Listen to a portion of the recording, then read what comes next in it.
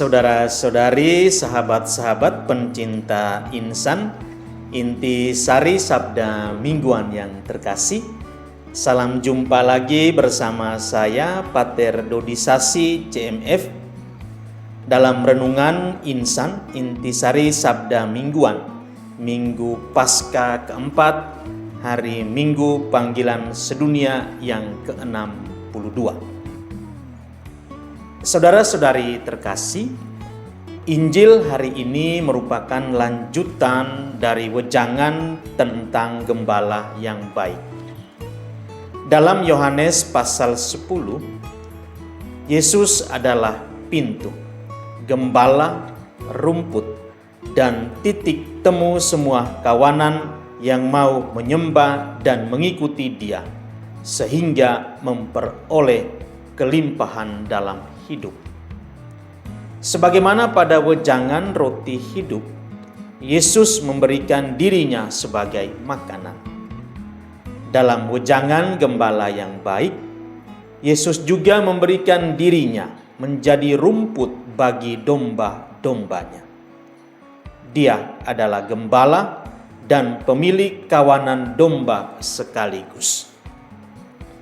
Beda dari orang-orang upahan yang dipercayakan untuk menggembalakan domba. Mereka hanya memenuhi kewajiban sesuai dengan tugas yang diberikan oleh pemilik domba. Yesus adalah gembala dan pemilik domba.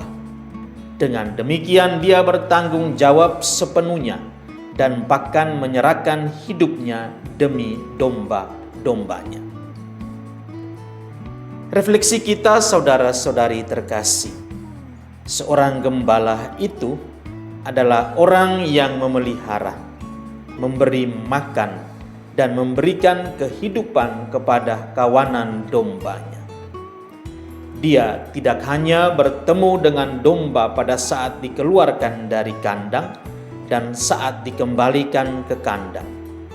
Dia sendiri menjadi kandang dan rumput bagi kelangsungan hidup domba-dombanya. Dia berada bersama domba-domba sepanjang waktu tanpa pulang ke rumah, karena rumahnya adalah kawanan domba tersebut.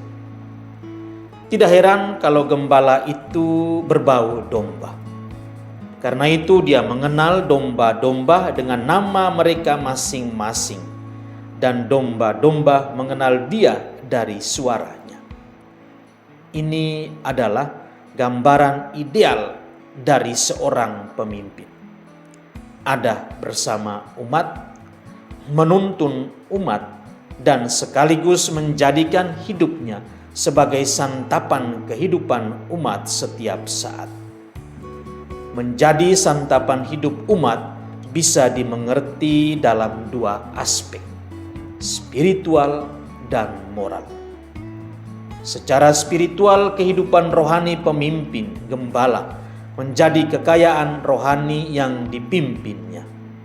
Secara moral, teladan hidup seorang pemimpin, seorang gembala, menjadi kesaksian yang memberikan kehidupan bagi mereka yang dipimpin. Adapun dua hak prerogatif seorang gembala dalam teks Yohanes pasal 10, yakni memberikan nyawanya dan mengenal domba-dombanya. Sahabat-sahabat pencinta insan yang terkasih, hari Minggu keempat dalam masa Paskah, kita merayakan hari Minggu panggilan sedunia. Dan tahun ini kita memasuki hari Minggu panggilan sedunia yang ke-62.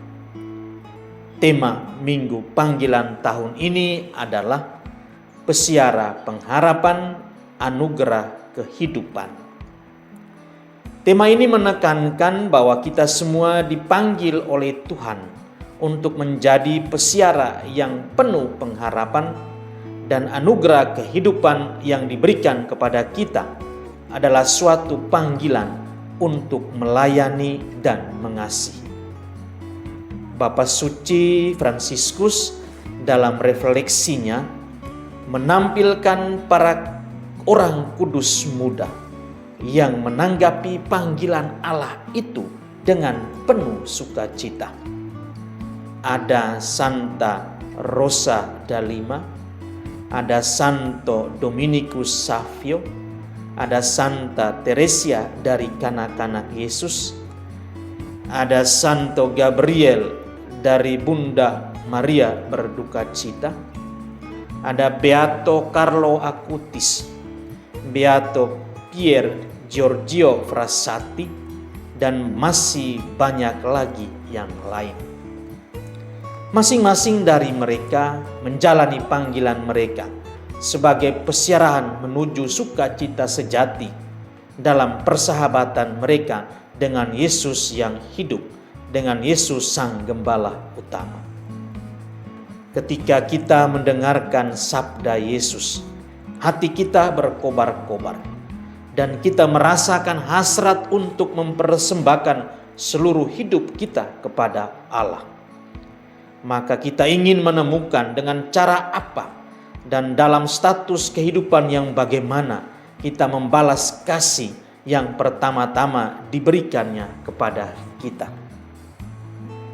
Bapak Suci Fransiskus juga dalam anjuran apostoliknya Gaudete et Exsultate menampilkan gagasan soal panggilan universal kepada kekudusan. Bapak Suci menegaskan, jangan takut kepada kekudusan. Kita semua dipanggil menjadi suci dengan menjalani hidup kita dengan cinta dan memberikan kesaksian dalam segala hal yang kita lakukan dimanapun kita berada. Kita diberi ruang dan waktu untuk menjadi orang kudus dalam keseharian hidup kita. Orang tua yang membesarkan anak-anak mereka dengan cinta yang besar, itulah tanda kekudusan. Suami istri yang bekerja keras menghidupi keluarga mereka, itulah pula tanda kekudusan. Mereka yang melayani sesama yang miskin, lapar dan sakit, itulah juga tanda kekudusan. Kaum hidup bakti yang hadir dan menjadi tanda sukacita bagi umatnya, itulah juga tanda kekudusan. Dan untuk kita semua yang tidak pernah kehilangan senyum sapa kepada sesama, itulah juga tanda kekudusan. Saudara-saudari pencinta insan yang terkasih, saya sangat yakin jika kita ada bersama dengan Kristus Sang Gembala yang baik, kita bisa menjadi orang-orang kudus dalam keterpanggilan hidup kita masing-masing. Karena itu, janganlah takut kepada kekudusan. Sebab orang-orang kudus dulu itu punya masa lalu. Dan kita yang merasa diri sebagai orang berdosa sekarang ini punya masa depan. Dan ingat, setiap panggilan hidup kita sebagai gembala yang baik, baik sebagai klerus, baik sebagai awam dan kaum hidup bakti, harus bisa membuat Allah itu dikenal, dicintai, dilayani, dan dimuliakan. Semoga Yesus Gembala yang baik memberkati kita. Amin.